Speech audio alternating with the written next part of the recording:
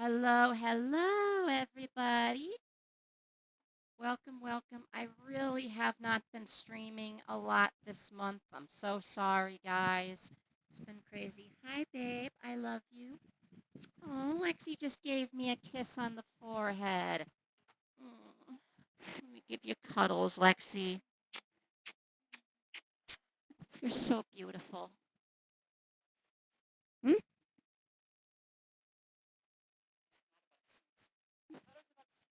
Oh, I hate when that. You know when you're about to sneeze and the sneeze doesn't actually comes? Isn't that the fucking worst? Lexi just had that happen.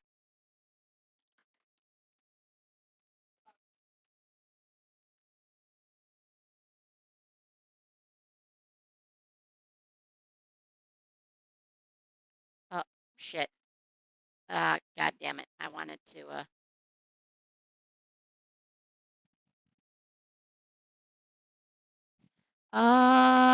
so we are gonna do some more Please Be Happy today. I still hope to, like, finish at least, God, it's so long. It's like 5 chapters long. I'm hoping to, like, finish at least Aspen's route of this game. Because it's got a lot in it. Like, there's, you know what I mean? Hold on. Uh, is my Hey, Tessa.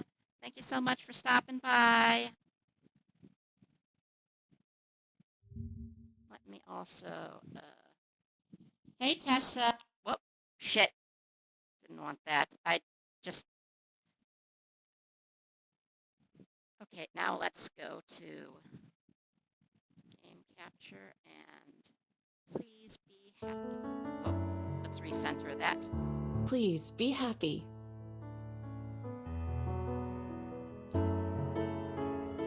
That sounded like Silver's voice. Already? Okay, let me grab my keys. That's not Silver. The rest is up to her. So, let's continue the game. God, it's so long, though. My heart. Oh, yeah. So she spent the night at Mio's and was just waken up by her alarm clock.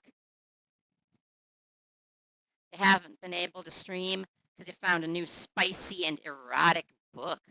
Ooh, nice. For me, it's just because I had both the computer died and I had the major operation both in the same month. It's been crazy. I feel silly for being so panicked, but it really took me by surprise. I'm not sure Aspen even noticed. She rubs her eyes sleepily. I'm not still dreaming, am I? I shake my head. I don't think anyone could still be dreaming after that. Why didn't... I didn't... Her thoughts. Oh, hold on. Why didn't... I- I didn't... Her thoughts stumble off into a yawn, and then she tries again. You were supposed to wake me up. Only before I left, so I didn't leave. Even half asleep, she still manages to smile. Rolling onto her back, she looks up at the ceiling with half-lidded eyes. My day's already been made. Oh yeah, spending every day waking up next to your girlfriend is the best feeling ever. So, the two of us are some of the only pedestrians out this early. A few cars and the occasional school bus passes us by, but for the most part the walk to the library is quiet.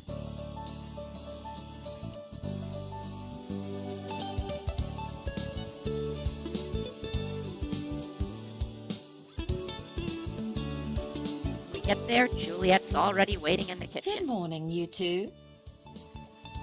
Morning. Hello. Go ahead and have a seat. The coffee's ready and breakfast will be soon. Thank you, Juliet. You're a treasure.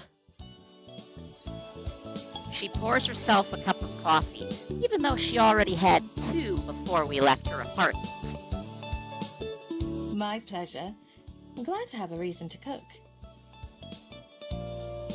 Aspen nurses her drink, taking tiny sips while nearly dozing off against my shoulder.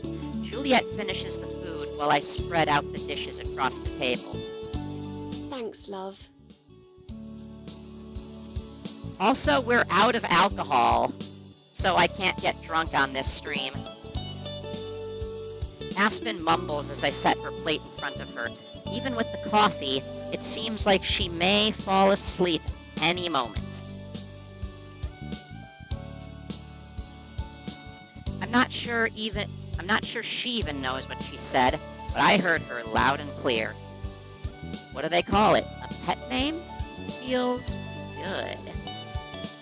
If Silver was here, I'm sure she'd have a bunch of witty things to say about that. As I finish setting the table, Juliet brings a pot and a couple of plates of food. Breakfast today is oatmeal with some fresh fruit and a waffle with syrup. That seems to get Aspen to perk up a little bit. After we finish eating and clear everything away again, she finally seems properly alert and awake. After another cup of coffee, too, of course. I've spent so much time with Aspen over the past day that when she stands up to go to work, it takes me by surprise. I'd forgotten she had to leave. When she says goodbye to Juliet, I walk with her to the door. Neither of us want to let go of the other, but eventually Aspen takes her first step outside. Have a good day at work. I will. Thank you for yesterday. And today. Even if I slept through most of it, it was nice to wake up beside you. Yeah. We should do it again sometime. Absolutely. After this weekend... She searches for the words. You'll be able to breathe again. Exactly.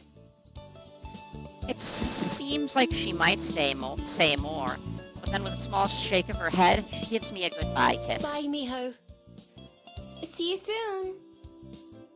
I watch Aspen go until she's disappeared from sight.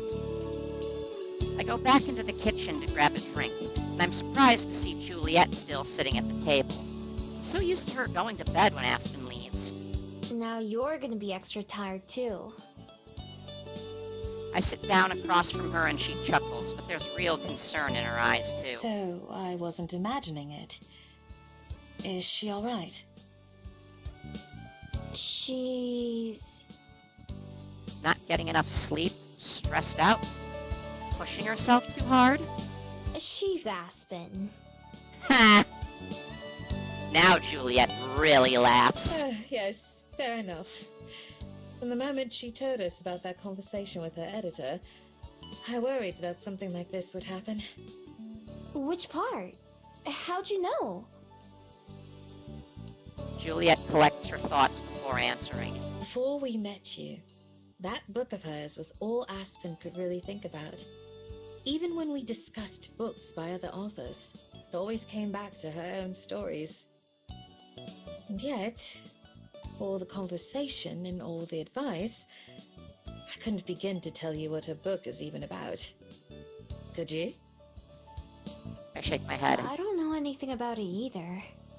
I thought not.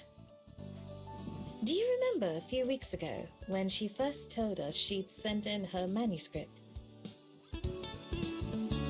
Yeah. She was going to surprise us with good news, but changed her mind. Indeed. At first, she didn't want us to know until she had the contract in hand. In other words, until she was sure it's good enough.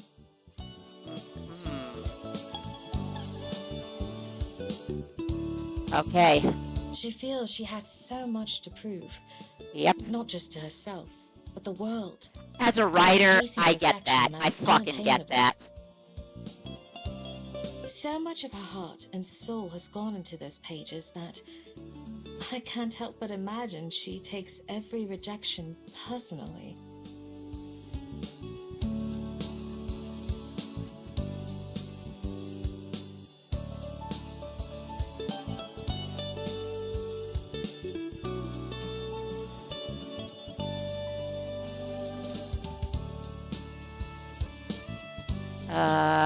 as rejection of her, and not just her work. Because in Aspen's eyes, I believe they're one and the same. Yeah, that's the same for me, too. It's very, very hard for me to, accept, like, art rejection, because if I don't have that part of myself, I mean, what's left of me? Like, how else do I express my... You know what, whatever. She said that this could be her only chance, and that's why she has to take it. To Aspen, who's only ever seen one pathway forward to the future, I'm sure it seems that way. Even if from the outside, to you and I, that so clearly isn't true. There's a bunch of other stuff she's good at too, besides writing. Like running a cafe or doing research. Those are things that even I know are useful. Yep. Slumping down in my chair, I stare at the small ring of coffee where Aspen's mug used to be. I wish I could help her. She's done so much for me. Oh my god, yeah. But it was all I could do to even get her to sleep. I'm sure that your presence and care for her helped more than you know. The end, painful or not, is up to Aspen to learn from her experiences. Yep. You got this, Aspen. And your girls are here for you.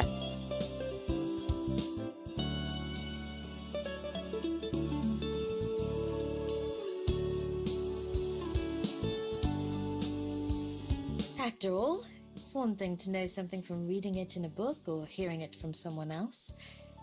It's quite another to live through and experience something yourself.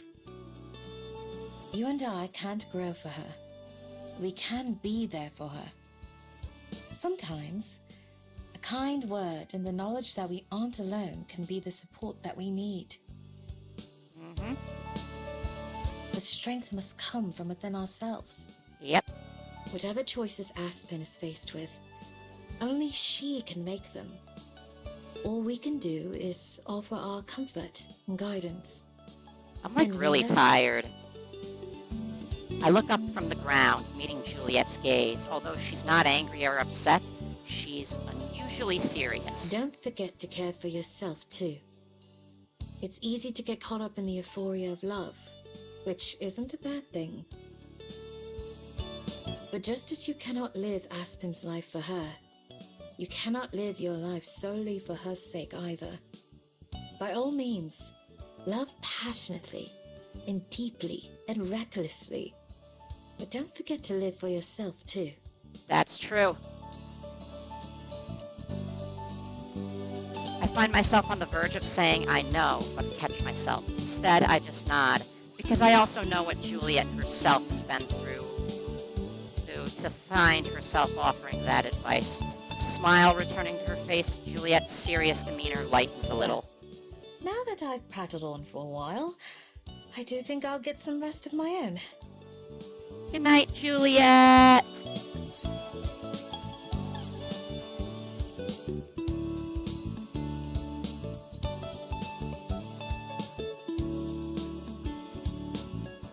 I managed to smile back. Sleep tight. Thank you. She starts to exit the kitchen, but as she passes me, Juliet pauses and then backtracks a step. Perhaps it was just the light, but is there something different about your bead? Huh? I haven't even looked at my necklace today. I take it off to see what Juliet's talking about. It's still glowing, no more or less brightly than it was yesterday, I think, but turning it over in my hands a few times, I notice something. Oh, shit! It's cracked! Yo, it's fucking cracked, chat. That is bad. Or good? I don't know. It means something's happening.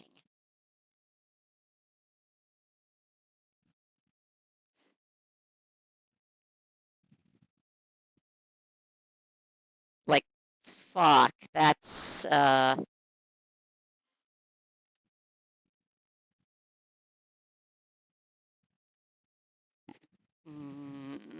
what does that mean? Sure enough, she's It's right. cracked. There's a hairline fracture running across part of my bead. It's so small that at first it looks like an eyelash or a piece of dust. But when I rub my finger over it, I can feel the subtle ridge, as well as a light tingling sensation, like my finger is falling asleep. May I see it closer? I hold out the necklace for her, angling it so she can get as clear a view as possible. Of course, I can't let go or it would go back around my neck. Juliet starts to reach with it, one hand for it, but then changes her mind. Instead, just leaning in close to examine. Finally, she shakes her head. Unfortunately, I can't discern anything more than the obvious. Your magic remains foreign to me, like a book in an unknown language.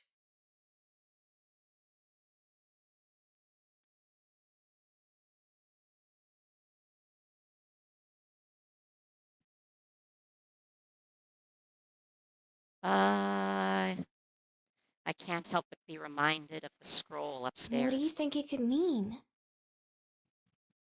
For a long moment, she's quiet. Even before asking, I know the answer. I don't know, but I don't think it's coincidence or random.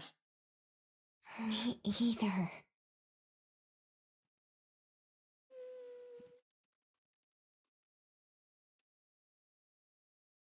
I'm sure the frustration in my voice is obvious. It's always questions, questions, and rarely any answers. It's getting harder and harder to push them from my thoughts. Rather than repeat our goodbyes, Juliet places a reassuring hand on my shoulder. I have faith that when the time is right, you'll know what to do. Trust in yourself. The same way you look at Aspen and don't understand how she undervalues herself. Slow progress is still progress. I nod, and she goes off to bed. Okay. I just wish I knew what it was progressing towards. Oh, hey! Lena, let's go see our girl. The rehearsals for the play carry on regularly over the month. We have at least one every week and sometimes more. Although I don't go to every single one of them, I go to lots. Aspen and Juliet are probably more excited about it than I am and always encourage me to go, even though I've told them several times that I'm not really participating that much. Out of the entire cast, there's definitely no one who works as hard as Lena and Cyrus do. Not only do those two have the most lines, but they have the most energy, too. Considering how quiet Cyrus is when he's not acting, watching and hearing him perform with so much emotion is like seeing a whole new person.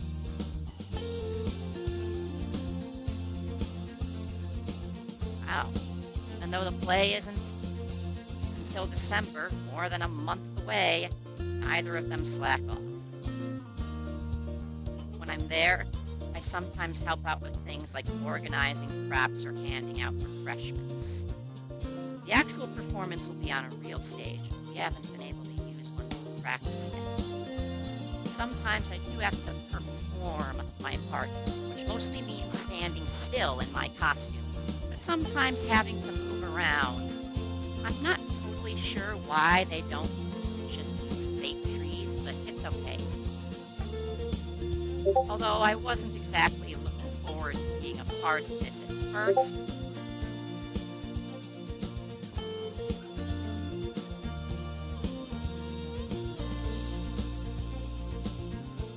The more time I spend with rehearsals, the more fun I have.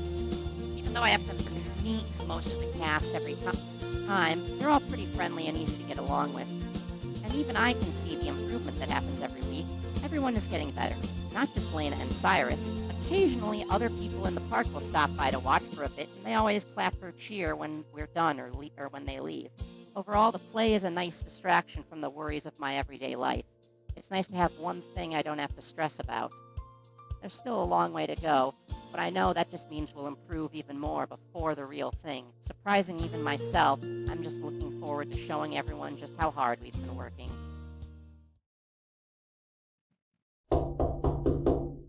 It's late and the moon is high in the sky when there's suddenly a knock at my window. I burst up from my spot on the floor where I'd been dozing. What the? In the darkness, it takes a moment for me to discern the face behind the glass. When I do, it turns out to be the last person I'd expect. Silver? Yep. I pull the window open to where Silver is perched on the branch of a nearby tree. Why not just use the door? Come outside. I would speak with you. Ignoring my question like always, Silver stands up. I catch the corner of a cocky smile before she leaps from the branch, plummeting towards the ground below. Clutching the windowsill, I jam my head out the window, expecting to see her crumpled on the grass. Instead, I'm just in time to watch her nimbly land on her feet and transform before running off into the darkness behind the library. With no time to wait or even think about it, I follow after her. Of course, I take the stairs and go out the front door first. I transform right away and wrap around the building, expecting to have to chase after Silver, even though she came here. Instead, she hasn't gone far at all. Just beyond the edge of the yard, she stands in her human form and stares out at the city below us. Many windows are dark, but many are illuminated too. The streetlight and lamps stand lit, even with no one to use them. A warm yellow glow pushes away the darkness at the edges of town. Changing forms back as well, I walk over to stand beside her. Without looking at me, Silver extends an arm in front of her as if reaching for the city. It's her wrist with the bracelet on it, and her bead shines in the dark like another street lamp. You're forgetting, LRB. She's a ninja. You're supposed to use pebbles or a stereo.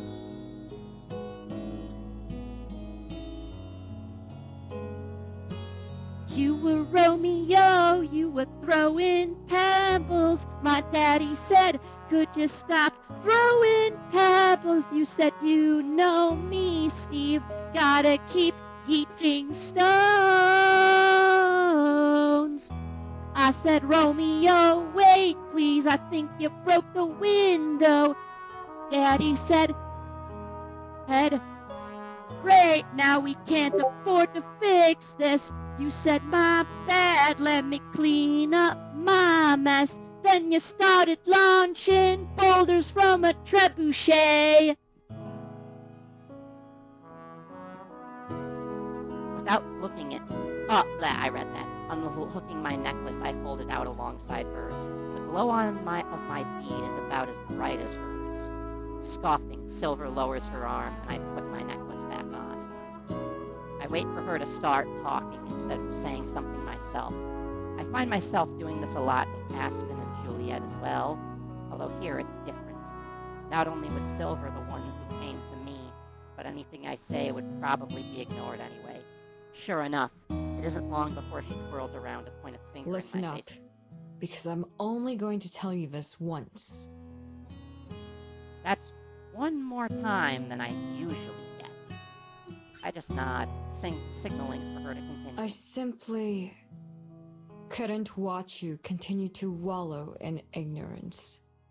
Whereas your magic causes those you encounter to forget about you, mine assists me in a different way. It tells me the truth of things, of people, human and fabled alike. To my eyes, their emotions are as colors. Fear, like everything else, has its own glow. I've seen it ignite in my presence, at my command. In this way, I've survived. The betrayal of their hearts is twofold. They reveal unseen feelings that they try to mask with words. Oh, so she's like Alex Chen from Life is Strange True Colors. She can see people's emotions. And the hearts of men are fickle besides. I've seen boredom turn to cruelty, fear become hatred. This is what I see, and you do not.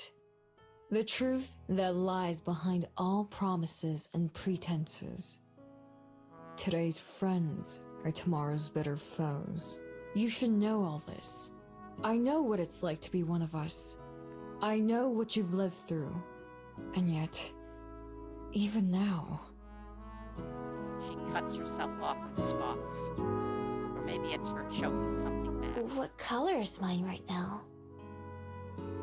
To give her an out, I ask a question instead.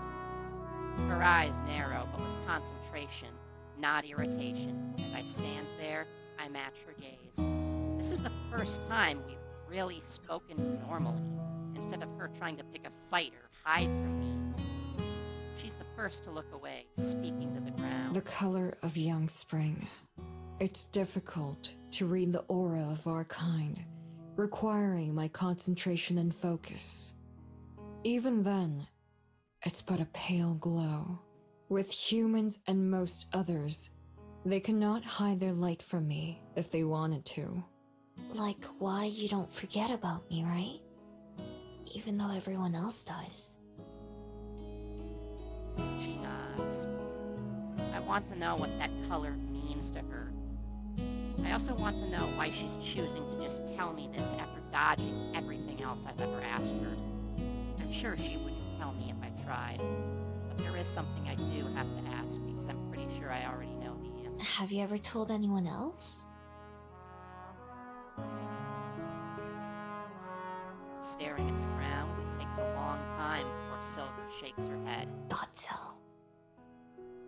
I don't think Silver's quite as old as I am, but she's still spent decades on her own, if not longer, just like me. So she's younger than me. Interesting. In all that time, any chances I might have had to do something different or change something, I just let pass me by. I never had any idea what I might be missing. Beside me, Silver adjusts her mask and shifts her weight to her good leg. She's about to transform and probably run away. She had to have some reason for bringing me out here, right? Was she hoping that I'd be the one to extend a hand? I think she'd get along with Aspen and Juliet once she had some time to warm up to them. If it wasn't for them, I wouldn't be having this conversation with her right now. Before she can, I suddenly reach over and put my hand on Silver's shoulder. She stiffens and goes tense between my fingers, pulling away inconceivably fast, facing me from a few meters away. I don't need to be able to read auras to detect the anger emanating from her. I'm sorry. Damn it, that was dumb, even for me. I hold up my hands, trying to show that I won't do it again. I just... Just what? Wanted to help her? Saying that would definitely make her hate me. Instead, I clamp my jaw shut before I can make things worse. For a moment, her face softens and she looks torn. She dispels that by shaking. We're even now. Within seconds, she's a fox. And then she's part of the night, vanished into the darkness. This time, I don't even think about chasing her. I would have gotten upset too if one of my friends had done that to me early on, but I don't think she'll hold it against me. At least, not any more than the rest of my existence. After all, I realize way too late, her coming here in the first place was already her reaching out. If there's one thing I know for sure, it's that you can't rush these I'm things. sorry. I hope I'll see you again soon. I don't yell, but I don't whisper anyway. I'm pretty sure that she's still close enough to be able to hear me. I've done about as much as I can. The rest is up to her.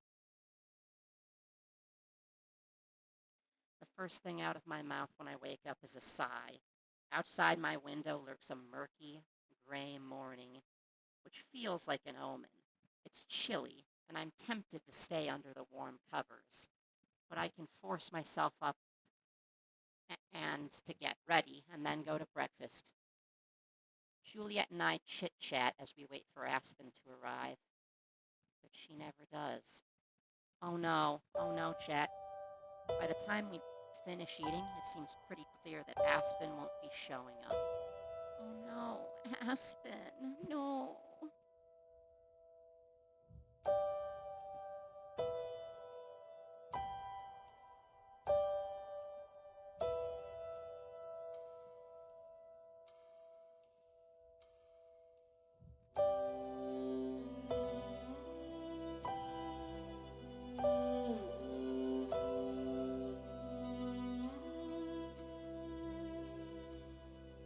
She must still be asleep.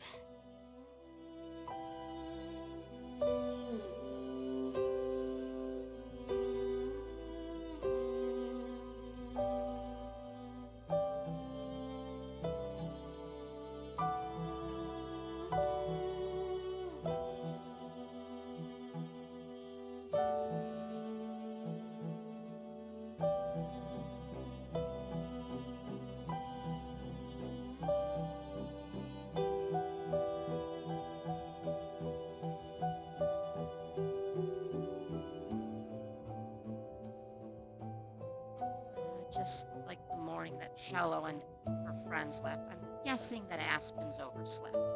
After Silver ran away last night, I was also kept awake with my thoughts for a while. I figured I'd be the last one to get to the kitchen. Aspen still has me beat, though. I try calling her, but it just goes to voicemail.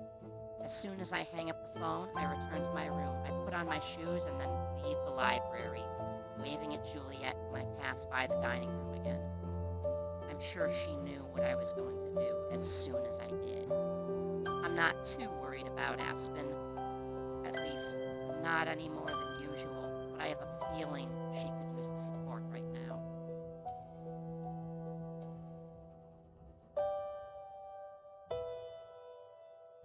I knock on Aspen's door and wait.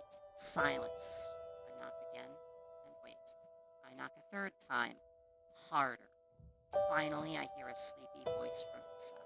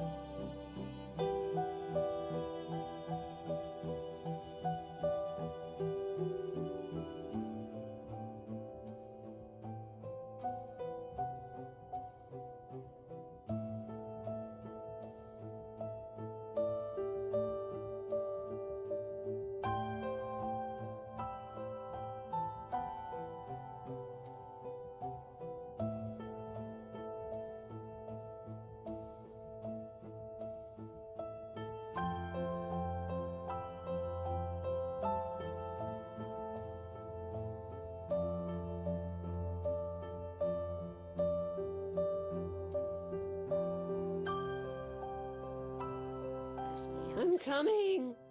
Or what does Aspen say? When the door finally opens, I'm relieved to see Aspen is all right, or at least upright and unharmed. She definitely isn't doing great, though.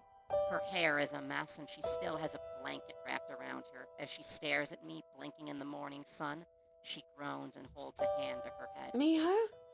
God, what time? Oh, come in. I step inside gingerly, shutting the door behind myself. Inside, it's dark, with the curtains drawn and all of the lights off. Aspen immediately returns to her bed and lays down with another groan. As I walk towards the bed, my foot bumps against something on the floor. At first, I'm afraid it's one of the cats, but when I look down, I see it's actually an empty can. It rolls under the bed all the same. In fact, there are a few empty cans around. I pick one up because I don't recognize the label and can immediately identify it by smell as beer. had any alcohol, but I know enough about it just from my TV and my travels.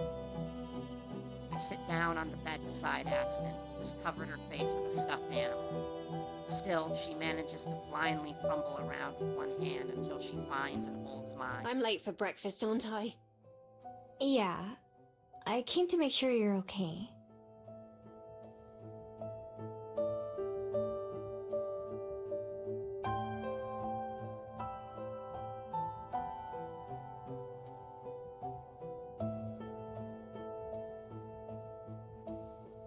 This is sad. She made a sound that could be pain or just acknowledgement. Sorry, you should have called. You didn't have to walk all the way here. I tried.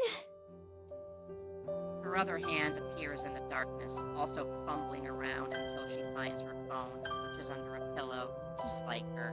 Oops. I'm sorry. I slept right through it. Looking around, I notice more than just the beer cans. Her laptop is on the floor, half closed. Notebooks and papers are scattered around the room, not just on the desk, but everywhere. Last time I was here, her apartment was messy. Today, it's a disaster. It's okay. No big deal. I'm more worried about you than anything. I'm fine. I'm fine. The only problem is I slept in so damn late. I was planning to call out of work anyway. I need the extra time to finish my edits. And I may have had a bit too much to drink last night, which I'm really paying for now.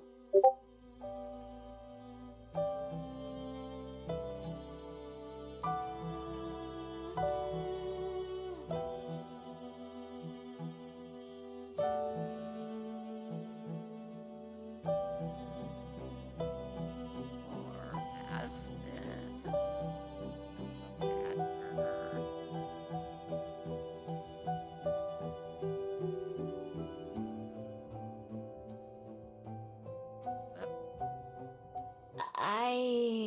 I don't think you can call this fine.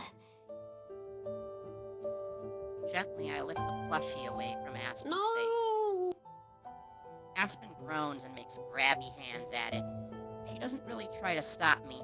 Instead, she looks up at me with wet, red-rimmed eyes and manages a smile. This is reminding me of the sort of how I get when depression really, really hits me hard.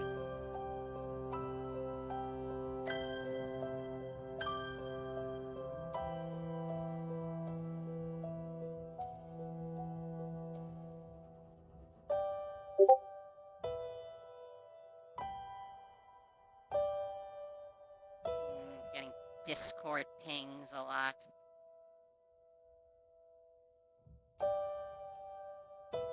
Yep, sad bottom. Gesturing for me to come closer, I lean down and Aspen pulls me in to kiss her. Her hand lingers on my cheek when I sit back up. What if I said I was fine now? I still wouldn't believe you. I still wouldn't believe you. Ha!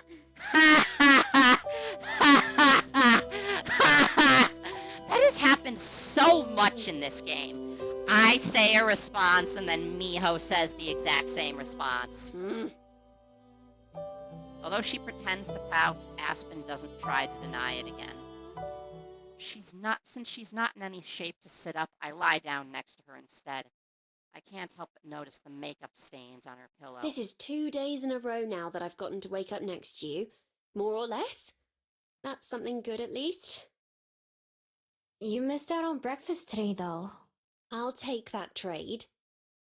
Aww. She closes her eyes, yawning.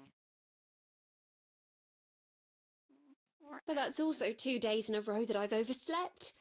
I'd actually meant to get an early start today and work on my book a bit before going up to the library.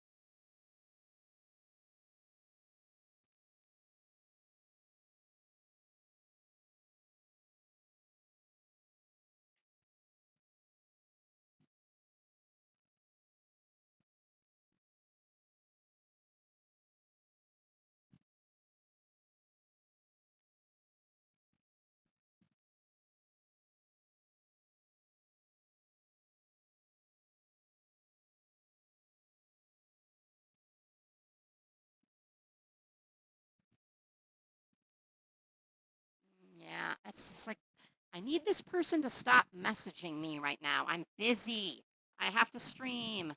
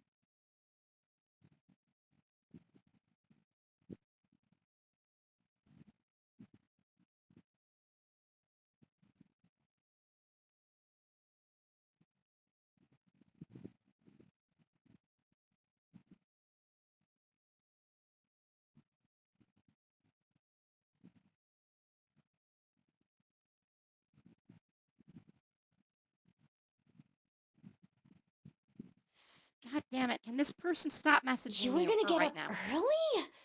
When did you go to bed? Aspen and I had already said goodnight to each other before Silver showed up at my window, and that was somewhere around midnight.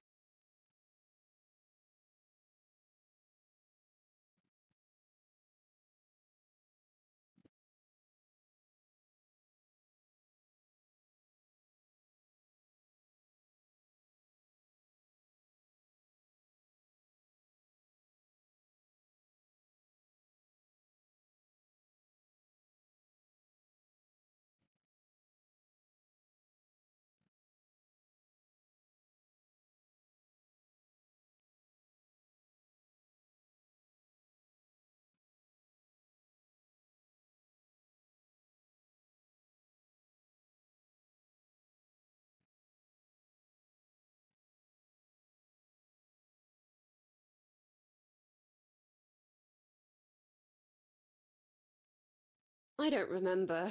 It's a little fuzzy, you know? I'm in the final stretch, though. I can afford to sacrifice a little sleep. Yeah, hold on. I'm gonna check I'm gonna set my status on Discord to Do Not Disturb. Hey, Argent, how are ya? At you, Theo? Yeah, I know who you are. I remember you, Theo, you little cutie. Hang on, I'm gonna try and set my Discord status to Do Not Disturb because I am getting... There we go. Do Not Disturb.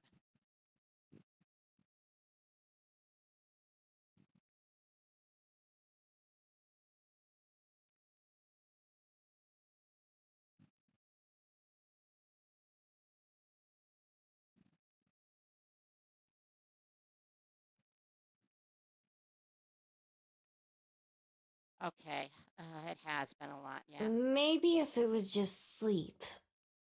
And just a little. What do you mean? What do you mean, what do I mean?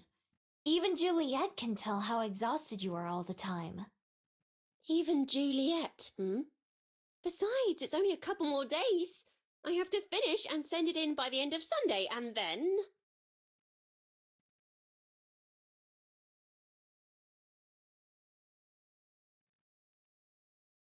Yeah, and then... And then...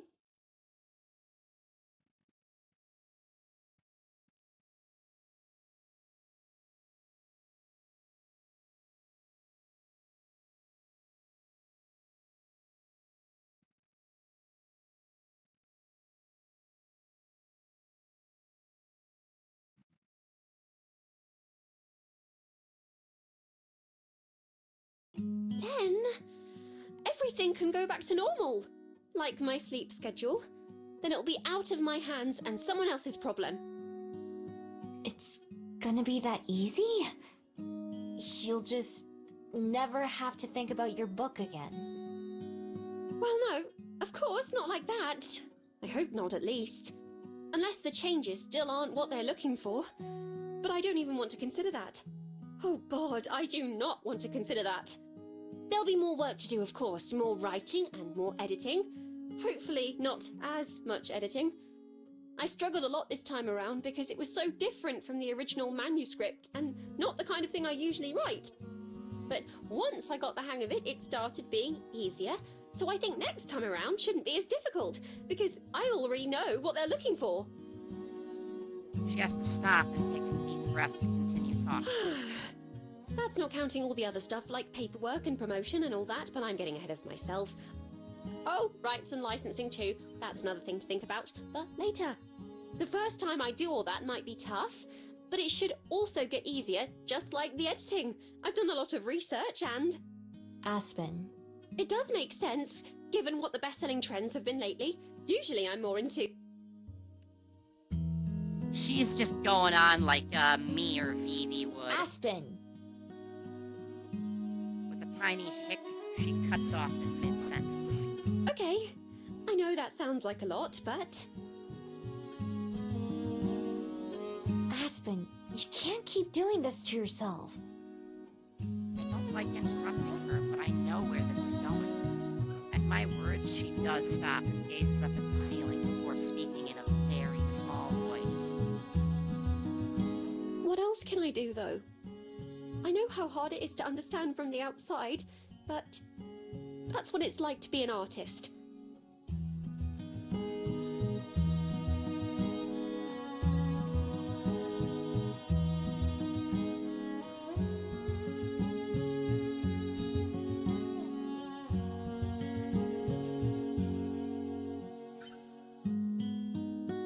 Opportunity rarely knocks twice, as they say.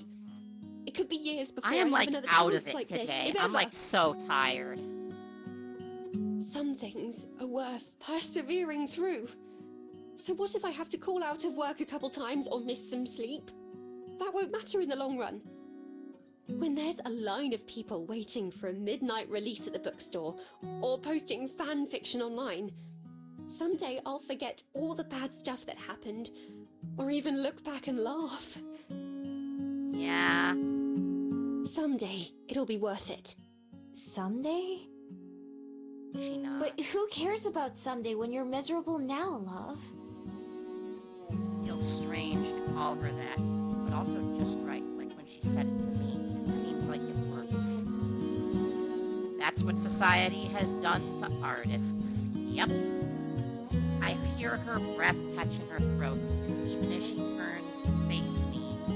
Again, I can see the glimmer of tears in her eyes. More than ever, I wish I knew what to say that would help her. If Juliet was here, I'm sure she'd have some great advice to offer. It's hard for me to understand what it is she's going through, though. On the other hand, it's really easy to see how it's affecting her. I know, I'm the last person who should tell someone how to spend their time. But it can't be worth feeling like this all the time, just so maybe someday it'll be better, right? Even if I don't know anything about writing or books or any of that, all of those next steps you talked about sound just as bad. You used to be so excited about your book, but now it just makes you sad all the time. Yeah. If it would really get better after Creative this burnout weekend, is that'd a be one thing. but it wouldn't. I mean, Would it? not creative burnout is a thing, just...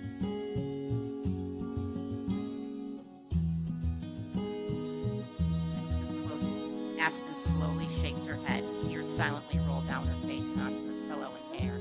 I scoot closer so that our foreheads are touching. Even then, I can barely hear her whispers. I know. I know that you're right and it won't get easier, but I'm right too. All those things I said about maybe not getting another chance, or about how it's never easy for anyone, they're true as well. I wish it wasn't. I wish this wasn't my only choice because it's not even mine anymore. It's not my story or characters, it's something else. But I don't know what else to do. If my original story was any good, it wouldn't have been rejected so many times, or needed so many changes. And they're not bad changes either, they make sense, they're just... not mine. Are you really okay with that? For all of about 2 seconds, she holds my gaze. Then Aspen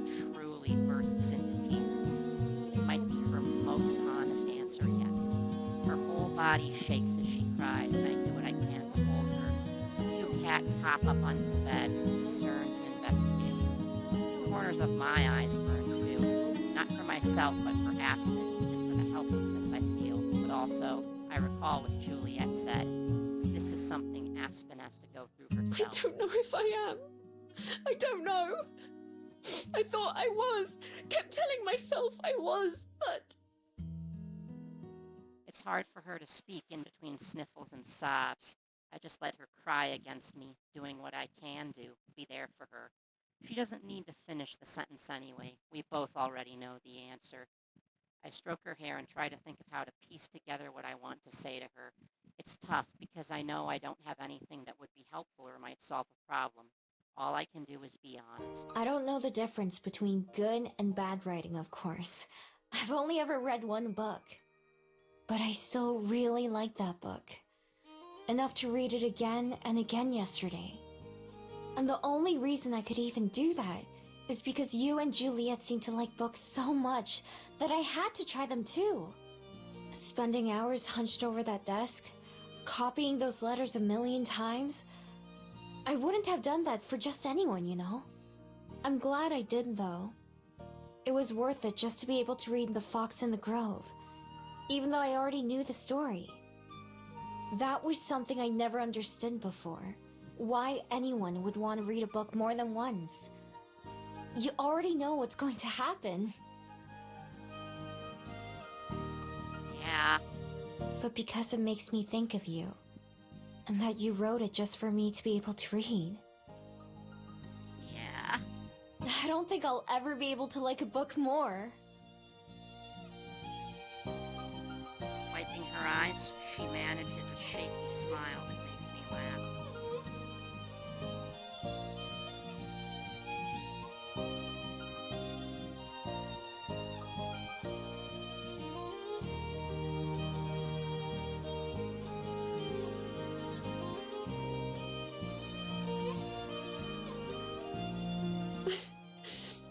Well, I can't complain about that kind of critical reception. Her sobs have gone back to being sniffles and hiccups, and she is slowly able to catch her breath. The pillow that we share is soaked with her tears, but I barely notice. The two cats are still nearby, and she scoops them up and pulls them towards her as well. You guys are worried too, huh? They both meow and protest as Aspen brings them into our hug. There isn't really room, but Aspen manages to squeeze them in. They immediately hop away, though, and she doesn't try to stop Not them. too worried, I see. We snuggle for a bit longer, and then for the first time since she got into bed, Aspen sits back up and rubs her eyes. I sit up too. She casually leans against me as she looks around. It's a lot brighter now than it was when I got here, even through the It curtains. is a bit of a mess here, isn't it? A little bit. Yeah. I gotta get back into writing again. Aspen reaches down and picks up one of the empty beer cans, examining it before tossing it into the recycling bin. Tasted awful anyways. I didn't even know you like beer. I don't. Yeah, sometimes you just drink because you can't deal. A lot of times it isn't even about the taste. Know what I mean? Which is not a healthy thing to do. That's how alcoholism starts. Trust me, I've got some experience with that. And another can is on Aspen's nightstand, and she chucks that into the bin as well before gathering some of the scattered papers around the apartment. Help clean up, bring away anything that looks like trash, and organizing anything that doesn't. Aspen takes care of all that, finally replacing her laptop on her desk and tidying some of the clutter. Finally, she opens the curtains and we sit back down. I wait for her to say something, since there still hasn't been any resolution. I don't have to wait for very long, though. I'm going to send an email to Avery and tell them I've changed my mind. And then I'm not interested in making the changes they wanted. Wait, you've already decided that? I'm happy to hear her, but I wasn't expecting it to come this I fast. have to give them an answer soon, one way or another. To be honest, I was already thinking about it, and have been for days. In my heart, I think it's what I've wanted to say this whole time. But I kept telling myself that I should just try a little harder and power through. I could probably do that if I put my mind to it. But there was something you said earlier. And as soon as you said it, I knew you were right, because it was something I was trying not to admit to myself. I'm gonna cry. That somewhere along the way, something I love had turned into something I dread. I pictured myself continuing down that path. If I lost that love forever, would it be worth it? It might be. It might not. There's no telling how it would go. But you're right that I have something to live for right now. And someone to love. And so I think maybe that much is enough. More than enough, even. Aspen leans into 92, closing my eyes in anticipation. Relief that floods me through me as I hear Aspen's words is like a glass of water after a long run. Pausing just inches from my lips, Aspen whispers just one more thing before we kiss. I have everything I need right here. I want to hug Lexi again. Lexi, can I hug you? The two of us linger around Aspen's apartment for a while longer. I play with the cats while Aspen collects herself and eventually manages to send off her email. Around lunchtime, we head to the Bell House for Aspen's midday shift. Are you sure you want to go to work today? You said you were going to call out. I'm sure. It'll be nice to have the distraction. Sorry to leave you on your own, though. It's alright. I'll figure out something to do. I study Aspen's face. Her eyes are still red and puffy, although her glasses help hide that. She still seems fragile.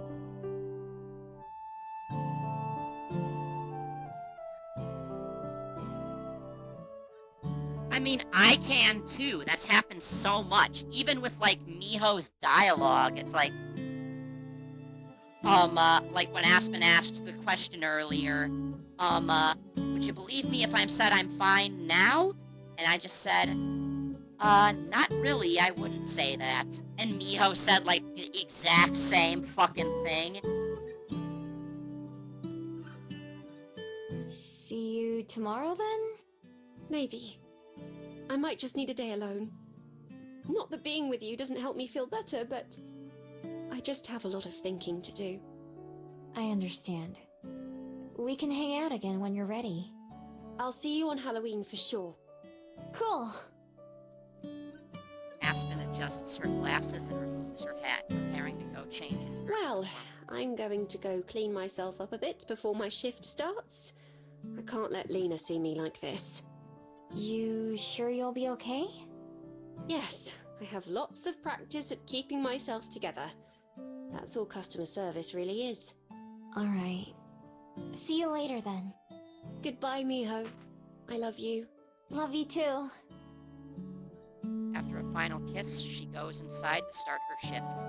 It's been an emotional day already and it's barely half over. Despite that, I feel optimistic as I walk away from the cafe. I'm still concerned about Aspen, but I know she'll be okay in the long run. There's a long road ahead, but things are looking up.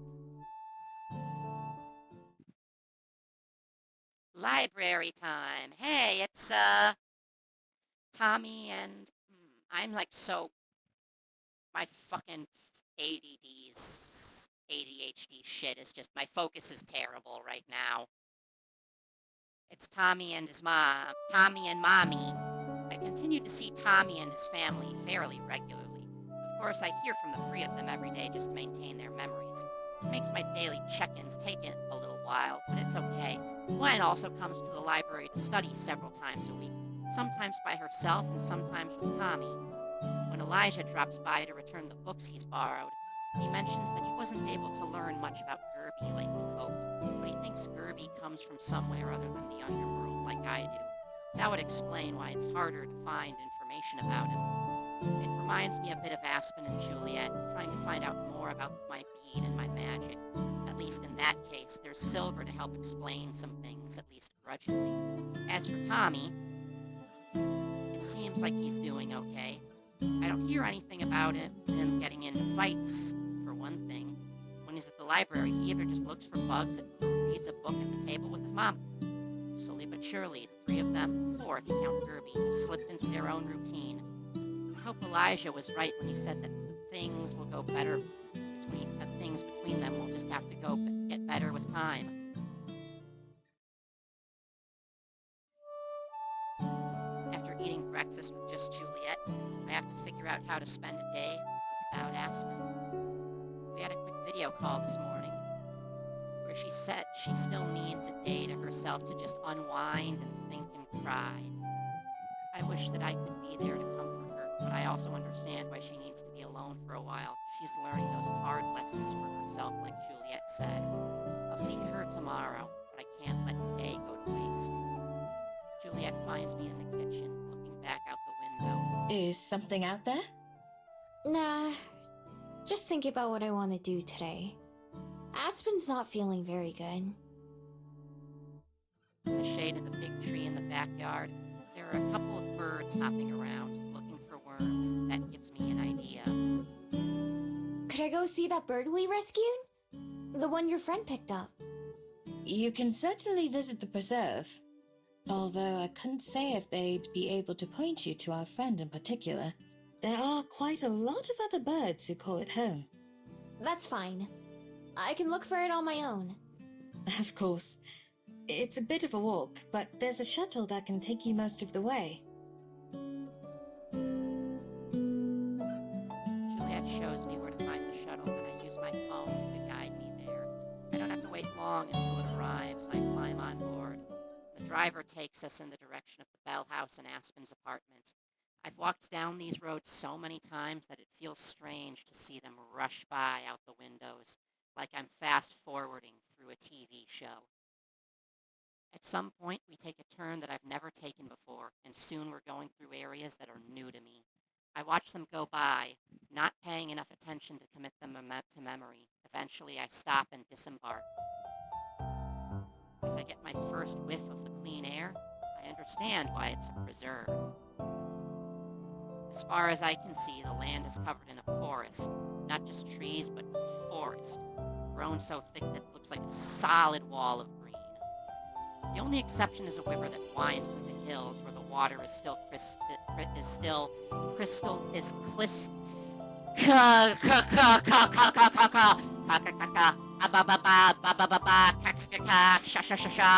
where the water is still crystal, where the water is crystal clear and still. This is sobernary. What the fuck is wrong with me? The nearby botanic gardens were lovely, but this is something else. This is something more.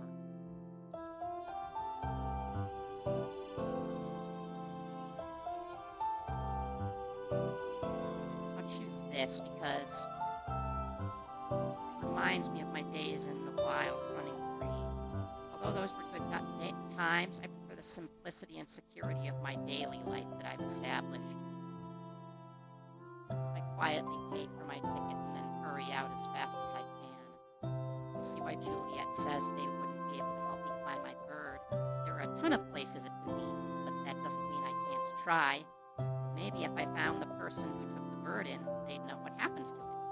I might have better luck just looking for myself, though. It's a big place, I decide. Too big for me to try and explore on my own.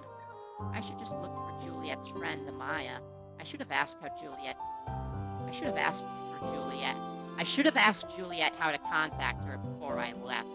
I'm sure Juliet's asleep now, and I don't want to disturb her. Besides, it's not like I'm in a hurry.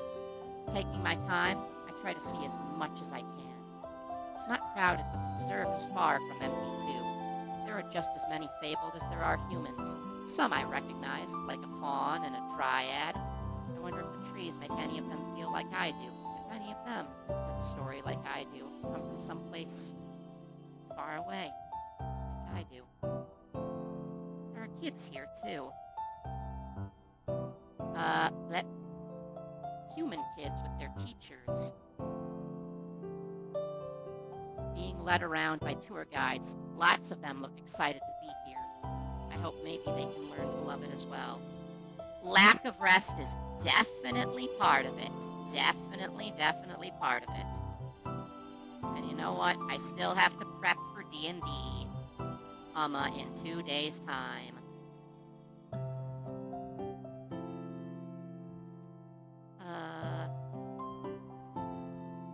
Yeah. I asked some of the guides or instructors if they know who and where Amaya is. Some of them have no idea what I'm talking about. Some know her, but not her location. Finally, I find someone who's able to point me in the right direction. I end up back near where I started, near the edge of the river. Sure enough, the lady from before is there, talking with another guest. I wait until they finish their conversation before I approach. Excuse me. Hi, how can I help you? A few weeks ago, you picked up a hurt bird from my friend Juliet. I was wondering if you could tell me where it is now. Oh, right. That poor guy. I'm afraid the little fellow didn't make it. I think that when he took the tumble that hurt his leg, he must have hurt something inside him, too. Oh. Aww. It's dead. I hadn't even thought about that possibility. This whole time I just assumed it'd be alive, that it had gotten better. It's sad, but it's the way of nature sometimes. Mind if I ask how you were involved? Naturally, she doesn't remember me being there. I was the one who found it and brought it to Juliet's. I wasn't around when you picked it up, though. Oh, right. Well, you can sleep easy and know that you did what you could. She sounds so casual about it. I guess she's probably experienced this. Meanwhile, I don't know what to say. I just stand there, surprised. It was just a bird, sure. That's still something. Don't overwork yourself. Don't pull an Aspen. Am I right, chat? Am I right? This is going to be a short stream tonight. It was just a bird, sure. That's still something. A bird. It was everything. Amaya starts to walk away, but before she can leave, there's something I want to know. What do you mean, cringe? What do you mean, cringe, Theo? Huh? Something I've never given much thought to before, but that my recent time with Silver has made me wonder about. Hey, I have a question. Shoot. Do you believe in fate? She stares at me in mild shock. It's a weird thing to ask, I know, but I hold her gaze and don't back Now down. there's a question. Looking past me at the water, she takes a deep breath and lets it out slowly. If you're asking if I think there's a world out there where that bird survives or never gets hurt to begin with, then sure, maybe. I'm not smart enough to know, but it's not this one. Destiny, luck, whatever you want to call it. Life's unfair, that's a fact. It doesn't care about any one of us. Sometimes you can do everything right and it just isn't enough. I don't think that's destiny personally, that's just being alive. Being here, doing what I can to help who I can, that's just me playing my part in life. If that's because some invisible force led me, then it doesn't change anything. Bigger picture or not, it's what I choose to do with my time right now. And I choose to hope that helps. Thanks for the inspiring speech, Amaya. Thanks. Don't mention it. Say hi to Juliet for me, will you? Yeah, no problem. Once she starts to walk away, once again she starts to walk away, and this time I don't stop her. Instead, I walk out to the nearby gazebo and sit down, surrounded by quiet water. Even though her reasoning was totally different, I can't help but think about how Amaya said pretty much the same thing Silver did. It was just a bird, and that's just life. Silver, who wanted to let it die, and Amaya, who tried to help it live.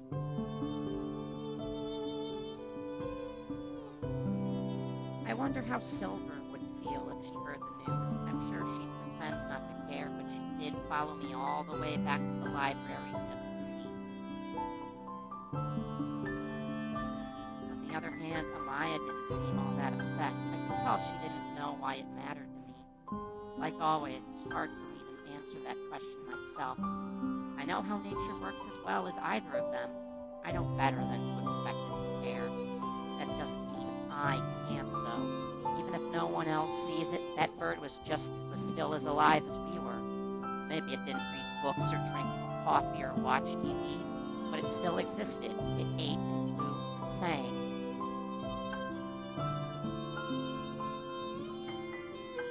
The forest on my Mount Victoria will be a little more quiet from now on, even if nobody notices.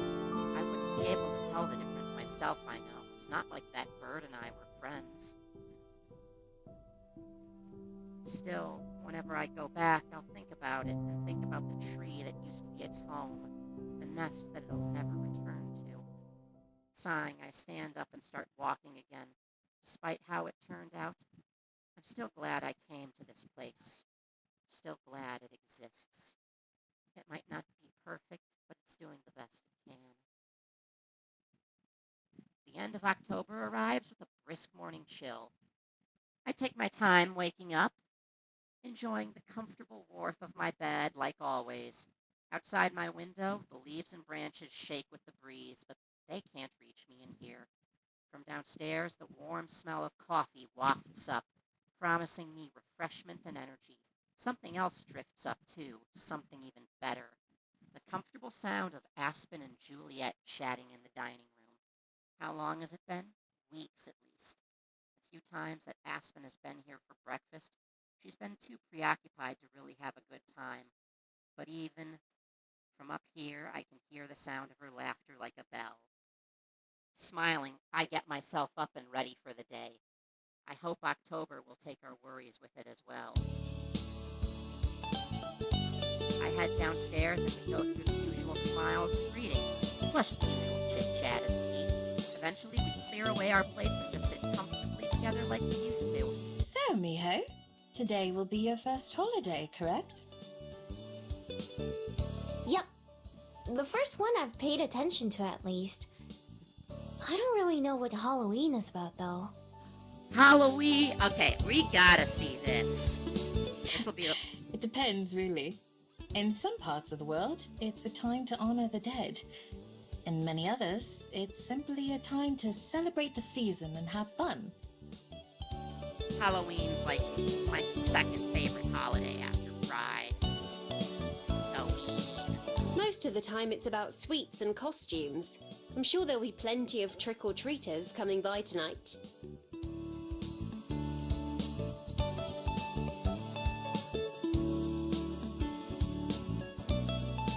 Probably,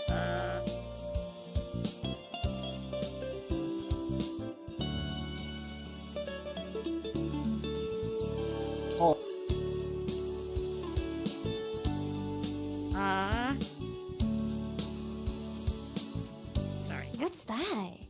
I'm definitely gonna want to see the Halloween bit. It's where kids put on costumes and go door to door, and the people who live there hand out candy. For free? Don't get any ideas. Too late. I picked up some bags of candy earlier, so there will be plenty to give out. Halloween is usually a busy night here, as you said. Will the two of you be here? Or do you have other plans? Aspen and I look at each other and I shake my head. I don't have anything else. Neither do I. So I think it's safe to say we'll be I around. think you did, LRB. Halloween is also when I'm looking Lexi and forward to it. I first met. Like 2 years ago now? It's good to see you looking so well, Aspen. I'm glad you're feeling better. I remember it because I had just done the costume parade down the city's neighborhood. And I was like dressed in a witch. I was a witch costume. And Lex was just nice. Me too. I'm still not quite back to 100%, but I'm getting there. Have you decided what you're going to do? Not entirely. I've decided that I'll put aside writing for a while, though. At least writing for anyone other than myself. I think I need to remember why I started doing it in the first place. Right, fine. After that, maybe I can start to think about publishing again and manuscripts. That could be in a month, or in a year, or even several years. Under the table, Aspen, please. For once, I'm not in any rush. Juliet looks at us fondly. Compared to a couple days ago, she looks relieved. It's clear I wasn't the only one who was worried about Aspen. That's good. I hope you'll take all the time that you need. Three of us make plans for the week, settling on a time that we'll be back at the library. Juliet departs for bed, and Aspen and I remaining at the table. It might be 3. I don't know anymore. I think it's 20. It is.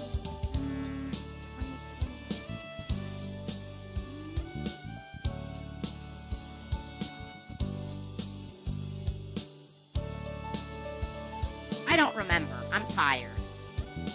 I'm trying to remember when we met. I just know it was on Halloween.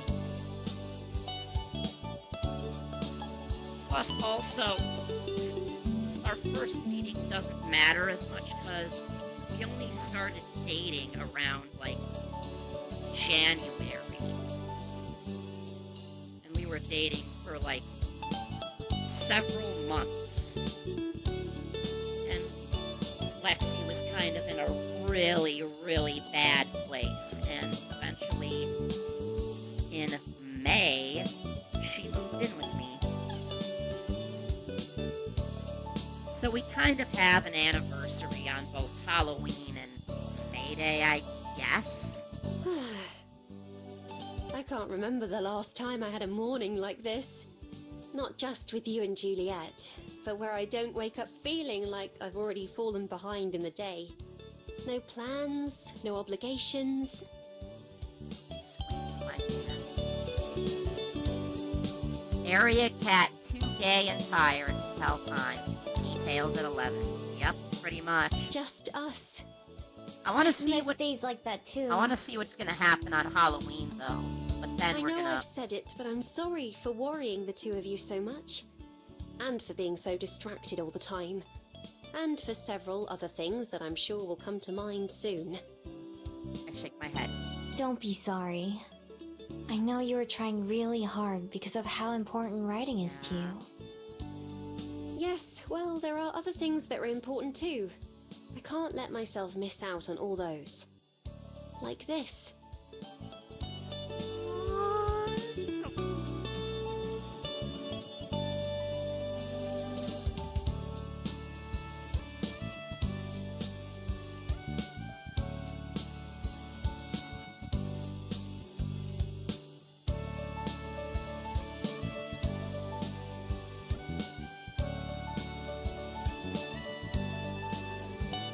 Kissy. Okay. That is pretty important.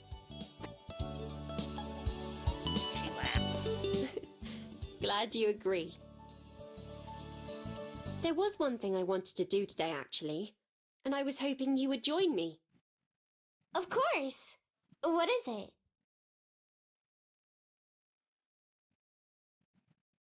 Aspen stands up and fetches a couple heavy books that are sitting on the counter, bringing them over to where we are. I recognize them. I recognize them as coming from Aspen's apartment instead of being part of the library's collection. They make a heavy thud as she sets them on the table. Something Mum and I used to do when I was a kid. Although it's been a few years now. She takes one of the books and opens it up, flipping through the pages quickly but carefully. I watch from over her shoulder until she finally stops. Here we are. Next, in the middle of the book, there's something tucked into the pages. Aspen delicately lifts it up for me to see.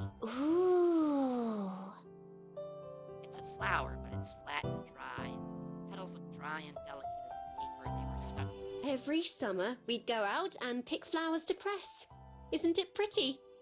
It is. She offers it to me, and I take it very carefully. It's practically weightless and feels like it could blow out of my hands at any second.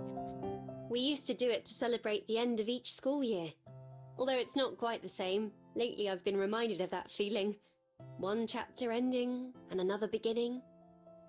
So, if you're up for it, I thought perhaps we could go find some flowers of our own. I'd love to. Great! Let's be off then. I let her lead the way outside. We searched for a while looking for any flowers that Aspen thinks will not work. There are plenty in people's gardens, but she says we're not allowed to take those. We try the park, the mountain, and even the sides of the roads, but nothing we find meets Aspen's standards. Finally, after going around a big chunk of town, we spot a hidden grove near the waterfront that seems perfect. There are several different types of flowers, all in bloom. We walk over and stop just at the edge of the path. These should do. What do you think? They look really pretty. But I thought that about the other ones we saw too. It's not just about how pretty they are. They need to be the right shape and size as well. These ones check all the boxes. Go ahead and choose some that look nice to you. Then you can snip off the tops with these. She hands me a pair of scissors. I don't know how to decide. They all look nice to me. It should be easy then. It's best if they're kind of flat though. Remember to only take the top so that the rest of the plant can grow back. I watch her pick a couple so that I can make sure I'm doing it right. Aspen only chooses flowers that are in the middle of big patches instead of ones that are alone. After a bit, I wander off to select my own. Both of us move around carefully, making sure not to step on anything delicate. There are some that look like Aspen already had in her book, which reminds me of the flowers you can buy at the store. The sweet aroma isn't as strong as it would be if I were a fox, but it's still nice. There are others that I've never seen before, but catch my eye as I'm deciding. Both kinds seem like they should work, so I'm not sure which to choose.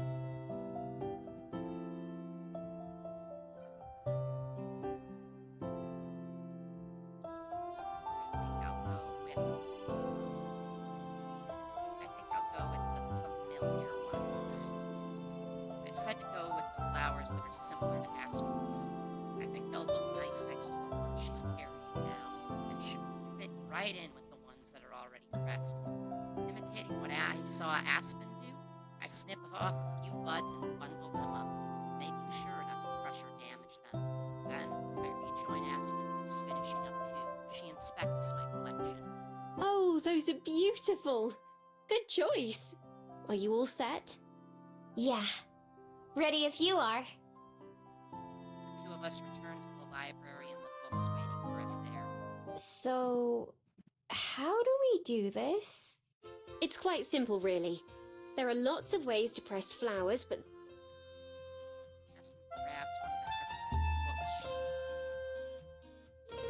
Aspen grabs one of the heavy books she bought and opens it to somewhere. put a piece of paper in here like this for the moisture.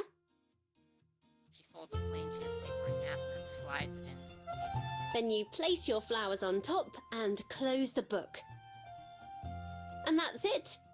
Easy, right? To demonstrate, she arranges a few of the buds she selected, spacing them out like cookies on a sheet. Once she's satisfied, she shuts them. Oh, I can do that. I take one of the pages. I take one of the others and repeat the process. When I close the cover, the pages swoosh down the colorful flowers. Aspen puts both books side by side. How long does it take? Should we come back later? Longer than that. A few days, if not weeks. We want to get all the water squeezed out. That long? I'm afraid so. Mum always said the waiting was half the fun, because it gave you something to look forward to. I'm not sure about that. I tend to agree. There is a certain charm to it, though. I first learned about pressing flowers when I bought a book from a second-hand store that had a few left behind by a previous owner. Aww. They must have forgotten all about the flowers. They were bone dry, even more than the ones I showed you, and they'd stained the pages. Aww. They were still beautiful, though, and made my copy unique. I left them in there to this day on my shelf. It seemed wrong to remove them after so long. What do you do with the ones you make? Decorate, mostly. They make for nice accessories, or bookmarks, or even look nice on their own. I can't wait to see. Me neither. Me either. Here, Ah. there are still a few left. Aspen and I have a couple of flowers remaining. So she grabs another book and opens it up. She flips through the pages, getting closer to the middle, and then suddenly stops. Nestled along a few flowers, there's a folded up paper with Aspen. What's that? She stares silently at it for a long time and then gently removes everything. The flowers are almost entirely brown and fragile, except for a few splotches of white on the petals. Aspen sets them aside. It looks like I did some forgetting too. I must have put these here years ago. What about the paper? There's another sheet in there that everything sat on top of, so the one with her name must not be the one to suck up the water. She gently removes the page in question, stained brown like the flowers, and sticks as she tries to take it out, but eventually gives way.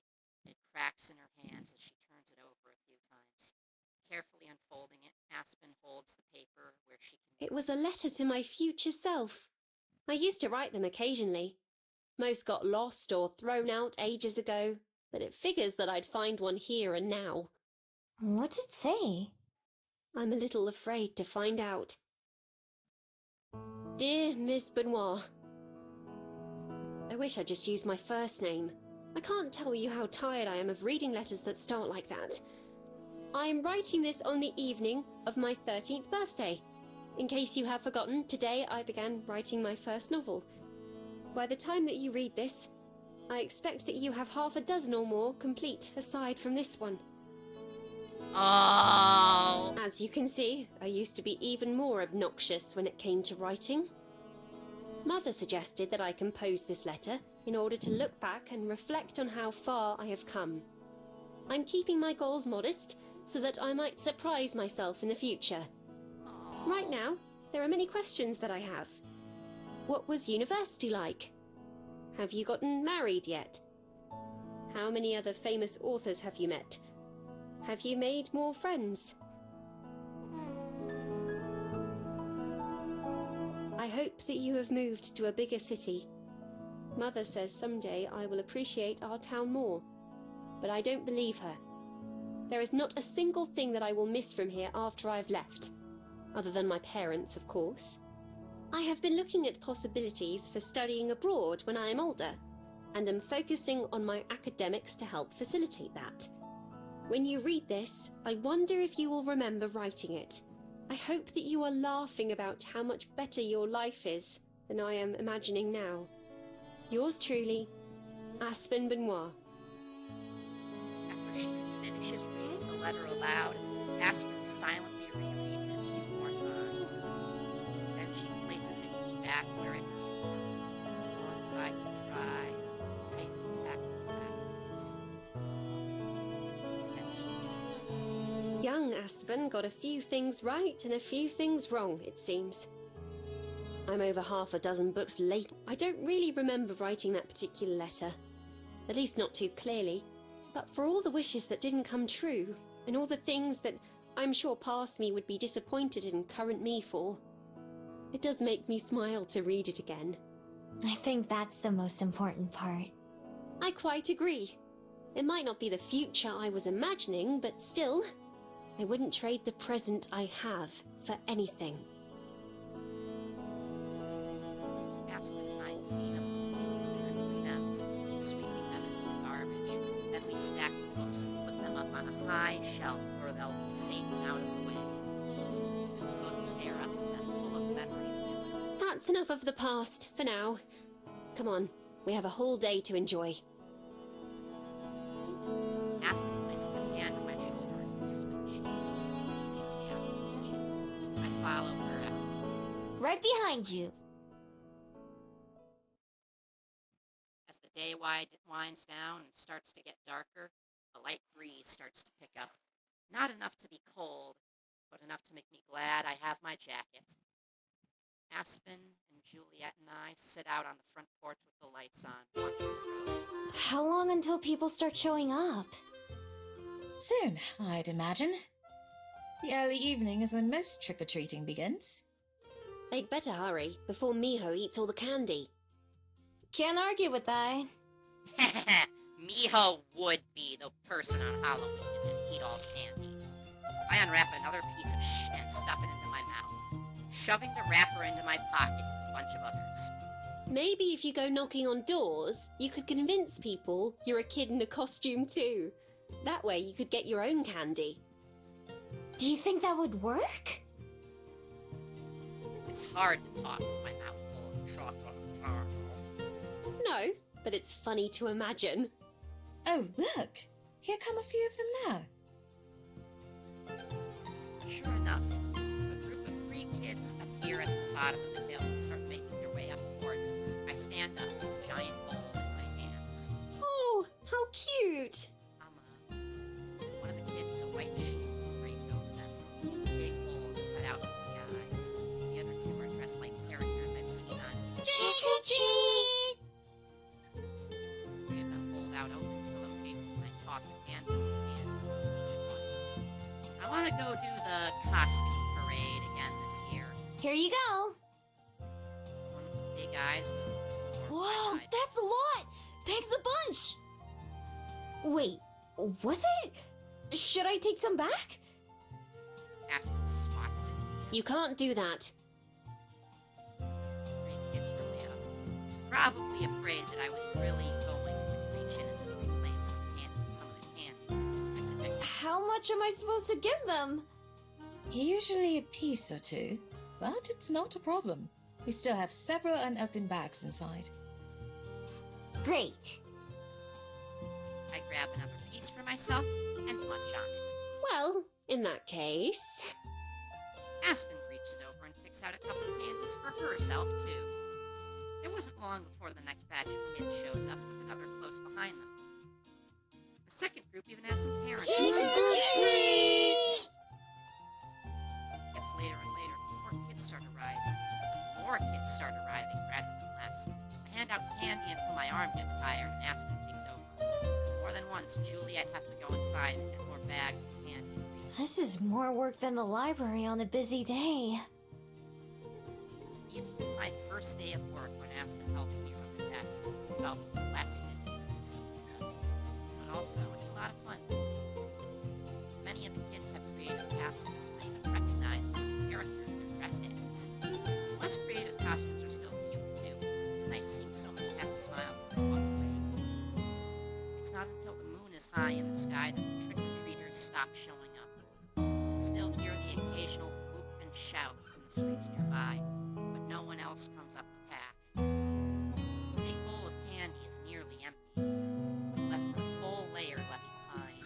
A bunch of empty bags filled with recycling bins. In the end, we managed to go through all of the candy Juliet bought. After about 10 minutes without any more kids, we finally get up from the porch. I believe we can call it a night. That was certainly the busiest Halloween I've ever been a part of. Really? I didn't know if that was normal or not. For Welly, maybe. But I don't get many trick-or-treaters at my apartment. Yeah, And back home, there are like maybe 5 kids in town at any given time. More candy for you. Speaking of which, I hope I can count on the 2 of you to finish off the leftovers we have here. oh me. Oh, Juliet. Please, who do you think you're talking to? Miho is like a black hole for anything edible. You don't even have to ask. I'd better take what I can before Miho claims it all for herself, shouldn't I? Not if I beat you to it anyway. Laughing, the 3 of us clean everything up, and then finally head back inside the library. That was quite fun, but I do think I'm ready for bed. Is something wrong? I barely register her words. Something is wrong, but I don't know what. As soon as I walk through the front door, I can tell. shelves. Miho? Both of them stop walking, watching me with concern. Finally, it's me. It's cold. It's cold. It doesn't take me long to spot the source. One of the windows near the shelves, not far from Aspen's usual table, is wide open. The curtains flutter with the breeze. The two of them follow my line Oh. of sight. Did we forget to close this? But then, that doesn't make sense, does it? Why would we have just opened one of the windows? Silver, did you take the rest of the candy? We wouldn't. That window was definitely shut earlier. It's Halloween. Maybe some kid snuck in here as a prank. Is anything missing? Three of us look around, inspecting the shelves, front desk, and everything in between. If something's gone, it's not immediately. I can't see anything out of the ordinary. Me either. Yeah. This is where you check the whole house. In a group, something still doesn't sit right. I'm gonna go look upstairs. The other two follow me. Juliet goes to check her office, but it appears untouched. Aspen waits at the top of the stairs, watching. Meanwhile, I go to my room. No, you don't split up. Grabbing the handle, I push open the door and turn on the lights. I can hardly believe my seat. My window is open too. My pillows and bed sheets are strewn across the floor like someone climbed across the bed. What few other possessions I have are also scattered around the room as if a tornado had blown through. Miho? Is something amiss? I can hear them both hurrying my way as I remain frozen in the doorway. Behind me, Aspen gasps as she gets a glimpse of my room. Who? Why? I have a feeling I already know the answer to one of those questions. Not the other. Stepping inside, I mechanically pick up my things and put them back in. Everything is here, except for the scroll. My scroll! That little piece of paper. The only belonging that I really care about is nowhere to be seen. I check under my bed in every nook and cranny to be sure, but it's gone. That fact is all confirmation. I'll be back. I push my way past Aspen and Juliet's shocked faces and dash back down the stairs. Both Aspen and Juliet shout after me as I barrel out of the library, but I ignore them both. The instant I'm outside, I transform and keep running. There's no question or doubt as to who took my scroll. The question is why. As angry as I could be, I force myself to stamp that feeling down. And list until I know Silver's reasons. The path to Mount Victoria is more crowded than I've ever seen it. Both roads and sidewalks are full of people, most parents and their kids. Some of them point and cheer as I run past me. I don't give them a second thought. None of them try to stop me or get in my way.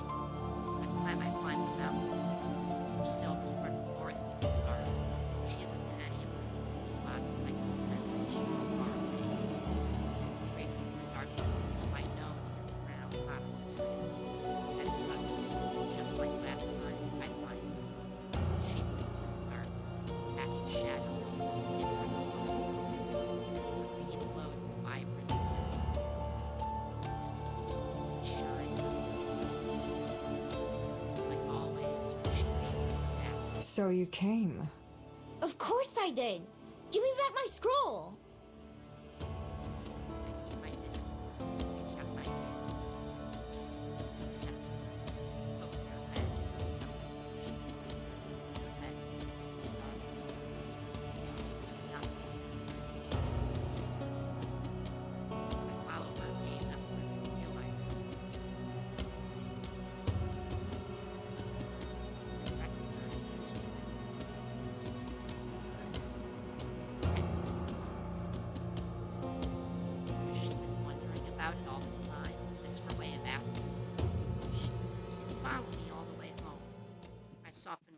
advice, but know that I may as well once. It died, you know. They weren't able to save it. Her posture doesn't change, but by the subtle light of her bracelet, I can see her fingers clench the edge of my scroll more tightly. I met the woman who rescued it. She said the same thing that you did. That's just how nature is. Silence. Gritting my teeth, I try to contain my frustration. Normally, I can tolerate her silence, but tonight, instead of just coming to talk to me like she knows I would, she steals my most beloved possession and makes me chase her out here. All so she can ignore me. Don't you have anything to say? You must have come here for a reason, didn't you? More silence, not even a breeze excuses. Finally, I met her. I stepped forward, snapping a branch with my shield. Hey! Answer me, damn it! Stop acting like you don't care about anything! That gets her attention. She looks at me over shoulder, face hidden except for her eyes, and faces. Were you to happen upon another burn, more broken than the first, would you still try to save it? Of course. Even knowing that your effort is likely to be futile? Yeah, even then. At least there's a chance it would work out. You speak like a human, fighting against the inevitability of death. While we could watch the river of life from its shores, you choose to struggle upstream. Why? Why? Because otherwise it all just passes by. I did what you said and watched from the shores for so long because I didn't even think about joining it.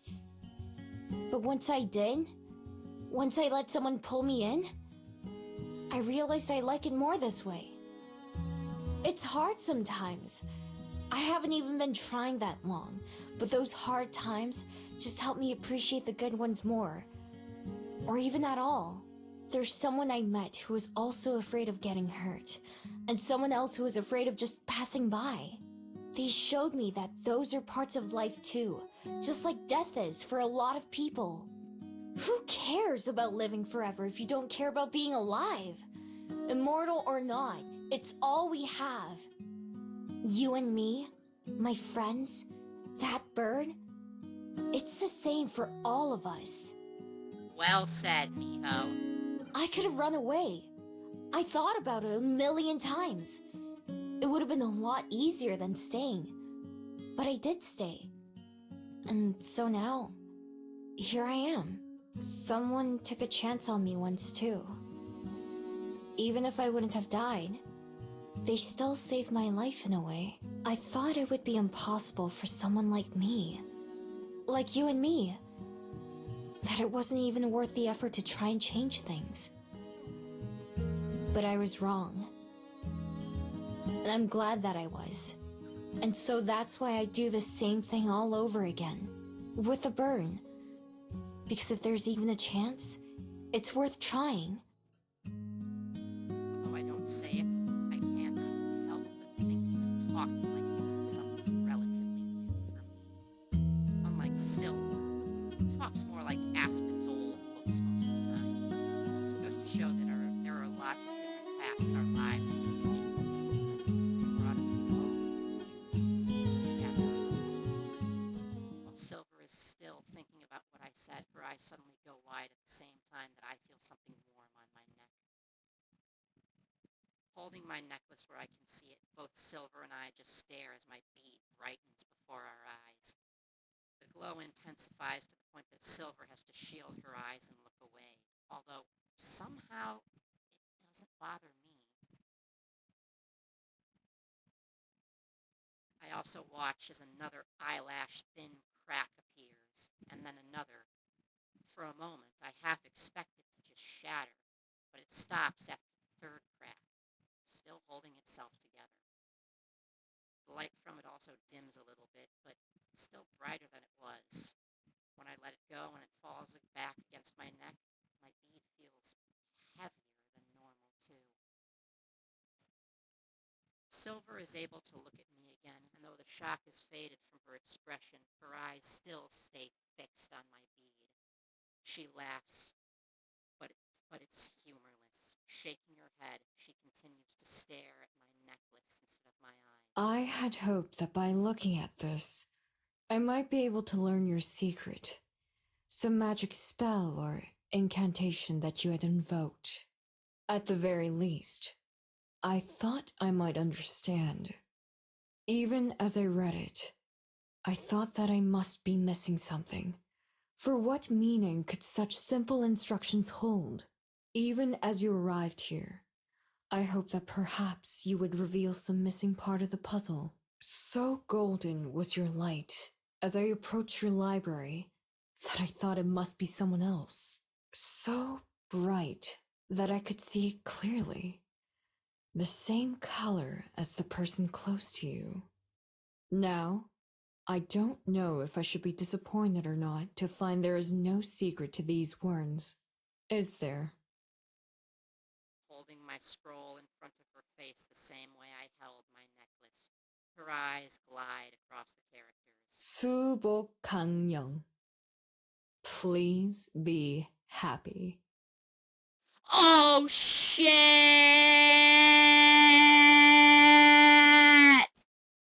Yo! What simple nonsense.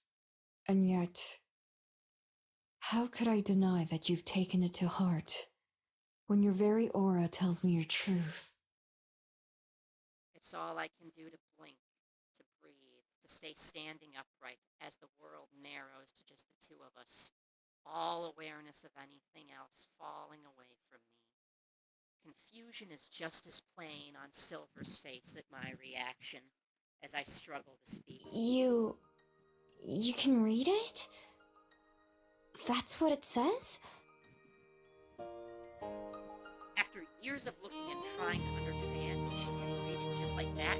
Silver, who says she cares nothing for people and their lives or culture, I'm not the only one stunned. The parchment falls from Silver's hand as she drops it in the shop. It flutters to the ground and stays there, even as a budding breeze starts to blow. I think we all kind of called that. The shock changes into understanding, and then Silver laughs again. Really laughs, for the first time I've ever seen.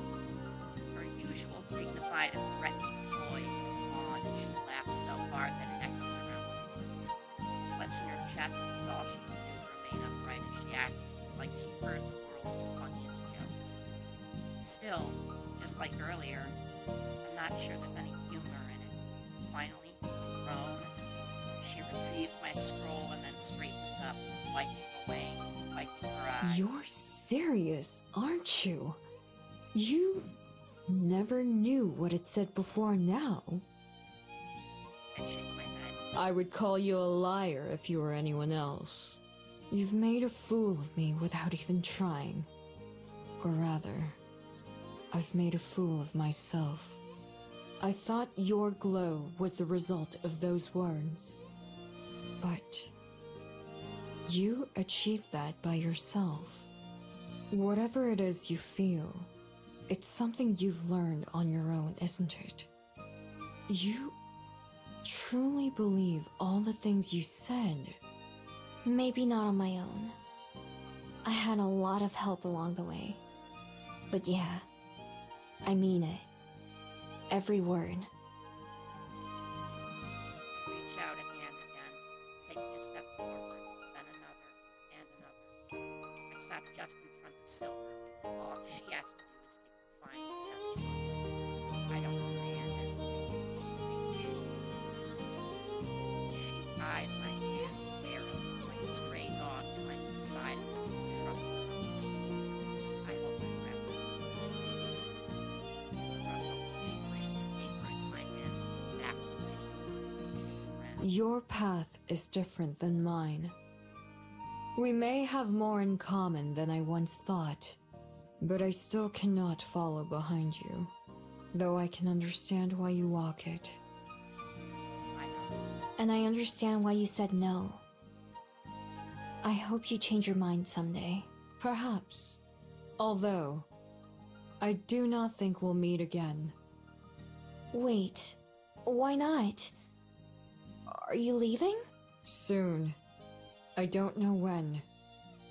I haven't decided. But I made up my mind before I ever visited your library. Oh, You're disappointed. I am. You're the first other Gumio I've ever known. You're like... family, I guess. Didn't you call us sisters before? So cute. Silk blushes over her eye. Perhaps. Then that's what we are. That's simple, is it? It really is. Silver shakes her head and looks around, feigning a bit of a standoff. This is about the time when she typically transforms and run away. At least tell me before you leave, okay? Whenever it is. She hesitates. and Fine. hesitates. Goodbye, Miho. Bye, Silver. She walks toward me rather than away. Comes to a stop right beside me. We both face in different directions. Slowly, she raises a hand and awkwardly pats me on the shoulder. Just once. By the time I turn my head to look at her, all I can see is the disappearing gleam of the silver fox furish that blends with the night. I'm alone, and I don't feel alone. In my scroll, there are a few new creases from where silver held on to it. They don't mess up the writing or anything. It's just another record of what we've been through together. The breeze from the floor picks up, making the paper flutter in my grip, and I use two hands to hold it. Seeing without reading, I let my eyes wander over the characters. It's funny, all this time spent not knowing what they said, just to find I've lived by them all along, or at least starting to. Happiness? That's a new word, one for me too, I think. Another abstract concept that didn't seem intentional, but like everything else, got easier along the way. I just pull my scroll back up, so let's see. I thought.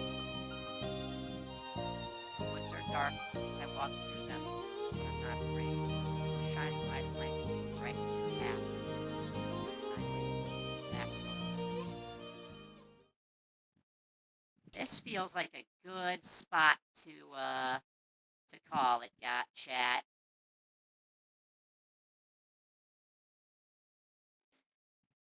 So that was so cute.